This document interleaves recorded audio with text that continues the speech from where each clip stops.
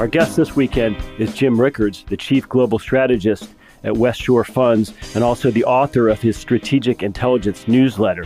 Jim is a very fascinating guy and an expert in both geopolitics and global capital. So we'll be talking currency wars. We discuss how much longer and whether the Fed can continue to prop up equity and bond markets, what sort of global debt and currency shocks we might be in store for in the coming 18 months, whether the IMF will be able to capitalize on those shocks and make its case to create some sort of monster global currency based on special drawing rights, and who wins and who loses around the world when the game of monetary musical chairs comes to an end. So if you're interested in the fate of the US dollar, the euro, and what's happening in global currency markets, stay tuned for a great interview with Jim Rickards. Jim Rickards, welcome to Mises Weekends, and thanks so much for joining us for the first time. Thank you, Jeff. Great to be with you. Well, first and foremost, Jim, it appears that your long ago prediction that the Fed would continue suppressing rates this fall is correct. And now we even have Christine Lagarde at the IMF, in effect, almost warning or lecturing Yellen that she should not raise rates in such a soft environment. That's exactly right, Jeff. You know, it's obviously a delicate relationship when the managing director of the IMF is trying to communicate publicly with the chairwoman of the Federal Reserve. They can't exactly come out, and call each other names. But there's a new IMF report that just came out. This is in preparation for the meeting of the G20 finance ministers and heads of central banks, a very high-level meeting. This is in preparation for the G20 summit meeting later this year in Turkey, where actually the heads of state, President Xi and President Obama and others will be there. But the G20 is a powerful group, but they don't have a full-time bureaucracy or what's called a secretariat. So they outsource that to the IMF. The IMF kind of does all the research. And they just came out with a new report today. And they categorically said that monetary conditions need to remain accommodative, meaning don't tighten. But this is not the first warning. There have been a whole series of warnings from the IMF to the Fed. Other prominent spokespeople have said this also. Larry Summers, controversial figure, but I think everyone concedes the fact he's got a big brain. And so these warnings are coming from all over the place. And Yellen, she has to be aware of them. We'll see what she does. But I said in late 2014 that the Fed would not raise rates in all of 2015. And of course, at the time, Wall Street was saying March. Then they said June. Then they said September. My expectation is that September will come and go, and they'll start talking about December. They just seem to kind of keep moving the goalpost 3 months. But when I said that, it wasn't a wild guess. I mean, I actually take the Fed at their word. The Fed says it was data dependent. The data is weak. It's getting weaker, actually. And so it's a pretty easy call to say they can't raise rates. The question is, how come I could figure that out and some others could figure that out, but the Fed couldn't? How come they couldn't figure out their own rate path? And the answer is that they based their expectations and all their tough talk about rates was based on the forecast. And the forecast, they have the worst forecasting record of any institution I can think of. They've been wrong by orders of magnitude 6 years in a row. So when I see the Fed has a kind of rosy forecast, I immediately assume the opposite is going to be true. But if you're basing it on hard data and good forecasting, it's easy to see they can't raise rates. If you're basing it on the Fed's forecast, you can see where the rate talk comes from, but they have a very flawed model. Would you ever get the sense that Janet Yellen is flailing? I mean, she's talked about the limits to monetary policy, but as you pointed out, you could always do more QE. You could always venture into negative interest rates, right? I mean, what's her next play? Well, that's a really good question, Jeff. The toolkit is not empty. Everyone says, well, they're at the zero bound, they can't cut, so there's nothing more they can do. That's not true. For better or worse, I think a lot of these things don't work, by the way, but who cares what I think? The Fed thinks they work, and that's the important thing. But they've got 5 tools in the toolkit. One is more quantitative easing, so call it QE4. Another one is negative interest rates. Which has been used in Europe, but has not been used in the U.S., but that's possible. The third one is they can rejoin the currency wars, which means cheapen the dollar. The dollar is at not an all-time high, but close to it, and at a sort of a 10-year high, so they could cheapen the dollar again. Another thing they could do is helicopter money. That's not well understood, but what helicopter money means, you actually have to work with the Congress, and the Congress would create a larger deficit, and then the Treasury would issue notes to cover the deficit, and then with a wink and the nod, the Fed would say, well, to the Treasury, well, don't worry, we'll buy the notes. So it's a form of quantitative easing in the sense that the Fed is going to print more money to buy the notes, but they do it in conjunction or coordination with a larger deficit. So what that does, it creates money, but instead of giving it to the banks, which is normal QE, they give it right to the people, put it in people's pockets in the form of tax cuts. So that's the difference between helicopter money and QE. Helicopter money, you disintermediate the banks and give it right to the people.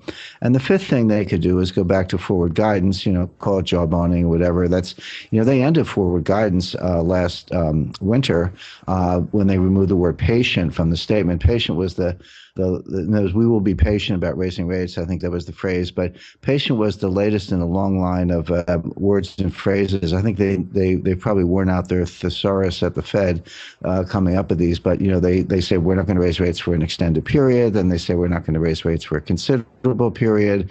Even earlier, going back to 2010, they stuck in some dates. They said, in 2010, they said we're not going to raise rates until 2013. Well, 2013 came and went, and they start talking about 2014. Then they gave that up. So they ended forward guides. They could go back to that. They could say, we're going to be very patient this time about raising rates. But here's the thing. If they did any of those things, that would be a form of ease relative to expectations, because the market is expecting tightening. The timing is up in the air, but the market still expects tightening. But I don't think that's what's going to happen. I don't think they'll raise rates. We talked about that. But I don't think they'll go to any of these easing techniques either. I think what they'll do is not raise rates, but continue to talk tough, continue to give markets reason to expect that they will raise rates, perhaps at the next meeting, December or early in 2016 at this point. The question is, I think this is kind of what you were getting at, is what about your credibility? How many times, this is like the boy who cried wolf, how many times can you say rate hike before you lose credibility? But the Fed's problem is they're going to have to choose between credibility and catastrophe. If they don't raise rates, they're going to slowly lose credibility. But if they do raise rates in a weak environment, they'll cause an emerging markets meltdown. So it's sort of, this is what happens when you manipulate every market in the world for 7 years. You paint yourself into a corner and you can't escape the room. But that's just it, right? The rest of the world is very much affected by this. I mean, when you talk and write about currency wars, do you think people really understand that it is a form of political war? Do investors sort of think it's actually some kind of benevolent form of economic competition? Well, it's definitely a form of economic competition, but it's not benevolent. And of course, I've said that all along, going back to my first book, Currency Wars, because part of what we're discussing comes out of my second book, The Death of Money, that came out in 2014. But go all the way back to my first book, Currency Wars, which came out in 2011. I made the point that the conventional wisdom is that you cut your currency, and this will cheapen your currency. This will make your exports more attractive. You'll get more export orders. That'll create more jobs, give your economy stimulus, et cetera, et cetera. And I made the point then that that's not what happens, that you can cheapen your currency. There are ways of doing that, but you don't get more exports. All you get is inflation. And I've made the point all along, and I think this is consistent with Austrian economics, is that the way you generate exports is through value added. Technology, education, innovation. I mean, I buy German cars. I don't buy German cars because they're a little bit cheaper this week. I buy them because they're great cars. Or we buy French wine, or we take an Italian vacation, whatever it may be. But we do that because of the perceived value in the whatever it is that's being offered, rather than the fact that it's 10% cheaper this week. So, but what does happen is you import inflation, because remember, in a two-way trading system, you're not just an exporter, you're also an importer. So if you cheapen your currency, the price of your imports goes up, and that inflation tends to feed into the supply chain and make prices in general go up. And that's actually why they do it. I mean, governments always say they're cheapening the currency to encourage the exports, but they actually know better. What they're doing is trying to get inflation, because the world is facing a deflationary meltdown, a deflationary liquidity trap, and everyone's trying to get out of it.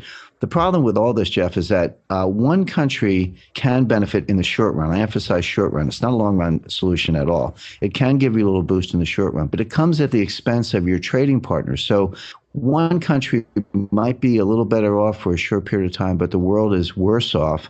And that's what we're seeing. This is very much a replay of the 1930s. A little bit of a slow motion replay, not quite as severe, but could be more prolonged. I mean, look at Japan. They've been in depression for 25 years. I talk about a 25-year U.S. depression, and people kind of laugh out loud. But I say, look, it started in 2007. We're already 8 years into it. We only have 17 to go. But I don't see any way out absent structural reforms. Well, you talk about structural reforms. I mean, the world is awash in debt. You know, we're not just talking about the sovereign debt of individual governments, but all the bad debt owned by commercial banks, for instance, all the household debt that may well never be repaid. Do you almost feel like we're ripe for some sort of global reset or monetary realignment? Well, that's going to be a necessity. The short answer is yes, I do see that. And by the way, that is the condition in which currency wars arise. And again, I said that in my first book. The world is not always in a currency war. But when we are, they can last for a long time. They can go on for 10, 15, 20 years. The currency war we're in now started in 2010. I'm not the least bit surprised that here we are in 2015. And it's still going on.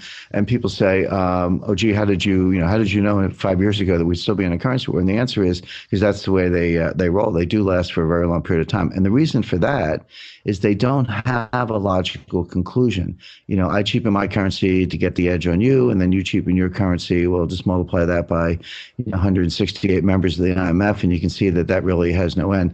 The only way currency wars end, there are two ways. One is systemic reform, which I think is maybe what you mean by a global reset, where you have a Bretton Woods style conference, or at least something like the Plaza Agreement in 1985, where the leaders of the major trading and financial powers get together and they just say, look, this is ridiculous. We need to reshuffle the deck and come up with a new deal. So that's one way out. The other way out is systemic collapse, where the system just falls apart, as it did on the verge of World War I, World War II, and again in 1971 when Nixon suspended the convertibility of the dollar into gold. So you either get systemic reform or systemic collapse. And actually, if you have systemic collapse, that would force systemic reform. So one way or the other, you get to a global reset. Interestingly, I've had private discussions in the last couple of months with Ben Bernanke, of course, former chairman of the Federal Reserve, and John Lipsky. John was former head of the IMF. So, you've got two individuals, both PhD economists who headed the two most powerful financial institutions in the world. 10,000 miles apart, I spoke to Bernanke in Korea and I spoke to John in Washington. And they both used the same word to describe the international monetary system. They both said this is incoherent. I thought it was really interesting that they chose the same word. I'm not suggesting that they, cooked it up for my benefit. It just shows that the people who are most knowledgeable about the system are looking at it and know that it doesn't work. So we're heading for one of these two outcomes. My concern is that because of denial, delay, and sort of, pulling rabbits out of a hat, such as quantitative easing, they're going to delay the reform to the point where we actually have the collapse. And then, again, we'll see. And that's really what I'm trying to do for readers and subscribers to my newsletter and people on interviews like this, is just say, let's put ourselves into that scenario and see how it plays out, and then come backwards and say, what would you be doing today with your portfolio to prepare for that kind of monetary reset?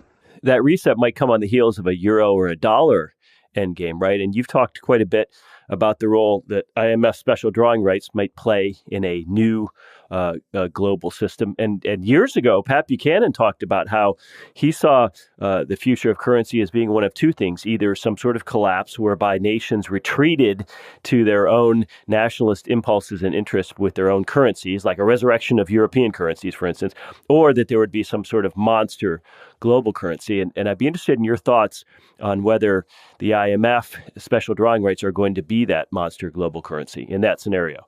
Well, first of all, I agree with Buchanan. I would add one element. So Buchanan said either will sort of the world will retreat and go autarkic and come up with local currencies instead, or go to a monster global currency. There's a third path I would put in the mix, which would be a gold standard of some kind. And, when I say gold standard, I know Austrian economists have a very definitive view of what that means, no fractional reserve and, 1-to-1 ratio and gold to back dollars, et cetera. And that's one way to do it. It's not the only way to do it. There are other ways to structure a gold standard, some more rigorous than others, some not much more than using gold as a reference point. Some spokesmen have talked about that. But anyway, take the whole spectrum from fully backed by gold, no fractional reserve at the one hand, to just using it as a frame of reference on the other. But that's a spectrum of various types of gold standard. And I would put that in the mix as well. There's no doubt that global monetary elites, and by the way, when I use the phrase elites, I'm not talking about some black helicopter conspiracy. I mean, we know who these people are. I mean, it's Christine Lagarde and Janet Yellen and Marty Feldstein and Kuroda at the Bank of Japan, and the heads of central banks and finance ministers and leading academics and powerful financiers, people like Jamie Dimon, and the people who show up at Davos. In other words, we know who they are. It's not a mystery. What they want is the SDR. They want a global currency. I mean, the great Robert Mundell, Nobel Prize winner, said, I think 50 years ago, the optimal currency zone is the world. He said, as long as you have more than one currency in play, there's going to be some transaction cost or some inefficiency or some arbitrage that you're going to have to deal with. So the world's moving slowly in that direction. Now, and that would be the SDR. That would be the special drawing right. That's this world money issued by the IMF, acting in its capacity, in effect, as de facto central bank of the world. Gold is out there. Maybe a gold-backed SDR is not such a bad idea. In other words, take Mundell's idea of an optimal currency zone with the whole world using SDRs, but combine it with an old Austrian idea of a gold standard. The problem that could work theoretically. The problem with that is the accountability of the IMF. The IMF doesn't answer to anybody. They're self-appointed, self-perpetuating. I mean, they have articles of agreement, and I know it came out of the Bretton Woods agreements, et cetera. So there is some governance there, but kind of is reporting to the G20 these days, and they're unelected, non-democratic. You've got everything from kings and dictators and communists side by side with, functioning democracies, et cetera. So I'm a little troubled by the lack of accountability. But the third thing, let's go to Buchanan's other point, and I agree, and I talked about this in my book, Currency Wars, that the system would actually break up into little blocks. We're seeing that also. Prime Minister of Russia, Vladimir Putin, announced the other day that he's advancing the ruble as a regional reserve currency. Now, the ruble is not ready to perform a role as a global reserve currency. That's not even close. But in their periphery, basically the former Soviet Union, or most of it, or the former CIS, Commonwealth of Independent States, Belarus, Kyrgyzstan, Russia itself, and some of the other autonomous republics around it, that their that their trade and interactions would be denominated in rubles. It basically is a way of getting rid of the dollar, and of course, we see the Chinese yuan expanding as well. So I think all three horses are in the race, and I don't want to predict a winner. What I'm trying to do is keep an eye on the horses, see who's ahead, and hopefully help investors structure their portfolios in such a way that no matter what happens, they come out with their wealth preserved. Well, Jim, we only have time for one more short question. It seems to me that in any sort of reset scenario, there are winners and losers, right? The U.S. has been thought of as a winner out of the Bretton Woods Agreement, and certainly the petrodollar arrangement has benefited the U.S. tremendously. Are winners and losers going to be identifiable if this IMF-led process begins? And doesn't that raise the specter of war or tension? Well, I think winners and losers are identifiable. And again, that's what I spend kind of most of my time doing. It goes back to your earlier question, Jeff, about the debt. Depression and currency wars, what are the preconditions for that? Well, the preconditions are too much debt, not enough growth. Simple as that. Too much debt, not enough growth. When was the last time the world saw this? Well, after World War I in 1919, 1920.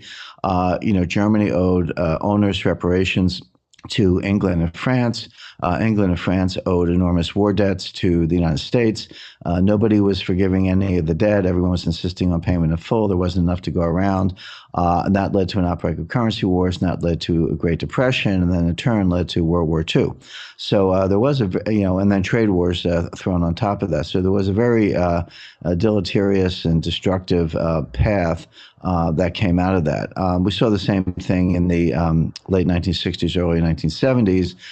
England had still had too much debt, had not paid off its World War II debt, and the U.S. was going into debt to finance the combination of the Great Society and the Vietnam War, the so-called guns and butter policy of President Johnson. So there was the reset wasn't it wasn't World War III, it wasn't deflation and depression. There, the reset was inflation. Enormous inflation. From 1977 to 1981, the United States had 50% inflation, 50, in a 5-year period. I know, Ron Paul and Austrians like to point to the tenure of the Federal Reserve, and they'll say, since the creation of the Federal Reserve in 1913, the dollar's lost 95% of its purchasing power, which is true. But, no matter what you have left, you can always lose 95% of what you have left. And that's what happened from 77 to 81. There was a 50% devaluation in a very short period of time. And that solved the problem. But it caused enormous disruption, enormous losers. So who were the winners and losers in these various scenarios? Well, in inflation, and there's no question that central banks, the IMF, the global elites, the use of SDRs, all of that is designed to cause inflation. By the way, it's all failing so far. They haven't really played the SDR card very, very aggressively, but they could, and I do expect that in the future. But I call this Mick Jagger economics. The Rolling Stones had a song called "You Can't Always Get What You Want." The Fed wants inflation, but they can't get it. They've been failing to get it for 8 years in a row. But if the inflation comes, the losers are savers, anyone with a fixed income. If you have an insurance policy, an annuity, a retirement, a savings account, anything where you depend on the amount of dollars, nominal dollars, you'll be one of the losers in that. Deflation, up to a point, the debtors lose because the real value of debt goes up. But you have to play that through. So you say, okay, well, we have deflation, the value of debt goes up, my debt becomes more and more onerous. And that gets back to your point about dollar-denominated debt issued by companies in emerging markets. And the BIS estimates there's $9 trillion of dollars-denominated debt issued by private sector emerging markets borrowers. These are not sovereigns where you can go to the IMF and get a loan. These are corporations, state-owned enterprises.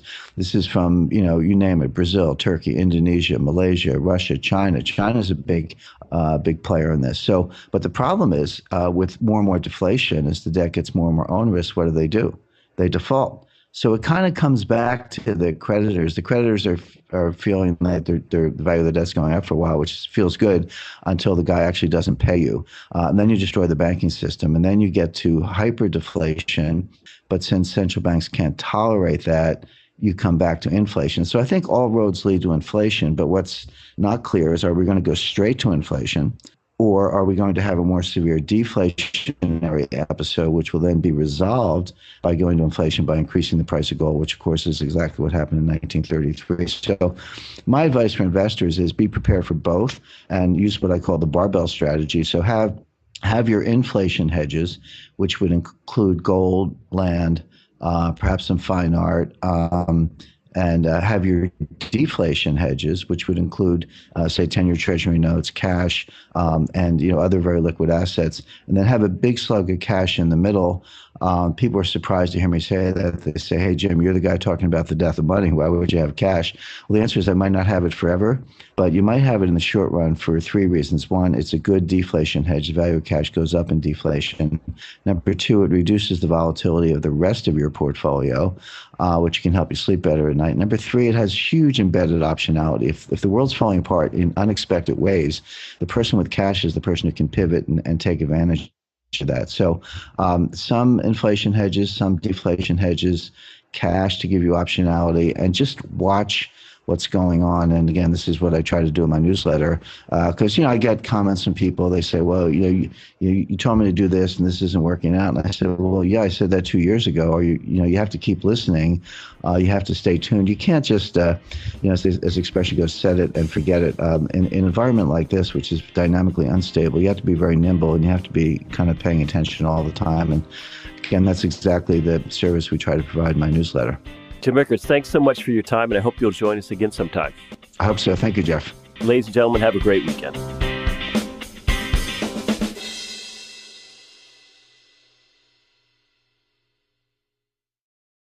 With Jim Rickards. Jim Rickards, welcome to Mises Weekends, and thanks so much for joining us for the first time. Thank you, Jeff. Great to be with you. Well, first and foremost, Jim, it appears that your long ago prediction that the Fed would continue suppressing rates this fall is correct. And now we even have Christine Lagarde at the IMF, in effect, almost warning or lecturing Yellen that she should not raise rates in such a soft environment. That's exactly right, Jeff. It's obviously a delicate relationship when the managing director of the IMF is trying to communicate publicly with the chairwoman of the Federal Reserve. They can't exactly come out, and call each other names. But there's a new IMF report that just came out. This is in preparation for the meeting of the G20 finance ministers and heads of central banks, a very high-level meeting. Our guest this weekend is Jim Rickards, the chief global strategist at West Shore Funds and also the author of his Strategic Intelligence newsletter. Jim is a very fascinating guy and an expert in both geopolitics and global capital.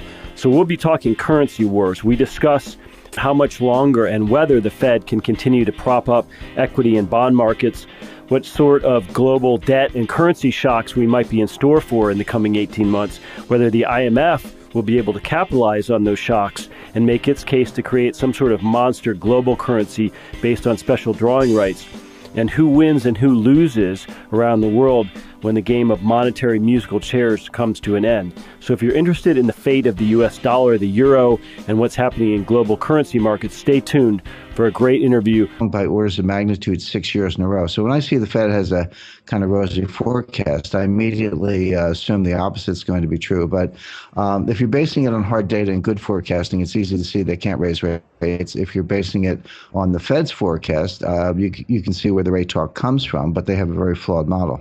But do you ever get the sense that Janet Yellen is flailing? I mean, she's talked about the limits to monetary policy, but as you pointed out, you could always do more QE. You could always venture into negative interest rates, right? I mean, what's her next play? Well, that's a really good question, Jeff. The toolkit is not empty. Everyone says, well, they're at the zero bound, they can't cut, so there's nothing more they can do. That's not true. For better or worse, I think a lot of these things don't work, by the way, but who cares what I think? The Fed thinks they work, and that's the important thing. But they've got 5 tools in the toolkit. One is more quantitative easing. This is in preparation for the G20 summit meeting later this year in Turkey, where actually the heads of state, President Xi and President Obama and others will be there. But the G20 is a powerful group, but they don't have a full-time bureaucracy or what's called a secretariat. So they outsource that to the IMF. The IMF kind of does all the research. And they just came out with a new report today, and they categorically said that monetary conditions need to remain accommodative, meaning don't tighten. But this is not the first warning. There have been a whole series of warnings from the IMF to the Fed. Other prominent spokespeople have said this also. Larry Summers, controversial figure, but I think everyone concedes the fact that he's got a big brain. And so these warnings are coming from all over the place. And Yellen, she has to be aware of them. We'll see what she does. But I said in late 2014 that the Fed would not raise rates in all of 2015. And of course, at the time, Wall Street was saying March. Then they said June. Then they said September. My expectation is that September will come and go, and they'll start talking about December. They just seem to kind of keep moving the goalpost 3 months. But when I said that, it wasn't a wild guess. I mean, I actually take the Fed at their word. The Fed says it was data dependent. The data is weak. It's getting weaker, actually. And so it's a pretty easy call to say they can't raise rates. The question is, how come I could figure that out and some others could figure that out, but the Fed couldn't? How come they couldn't figure out their own rate path? And the answer is that they base their expectations and all their tough talk about rates was based on the forecast. And the forecast, they have the worst forecasting record of any institution I can think of. They've been wrong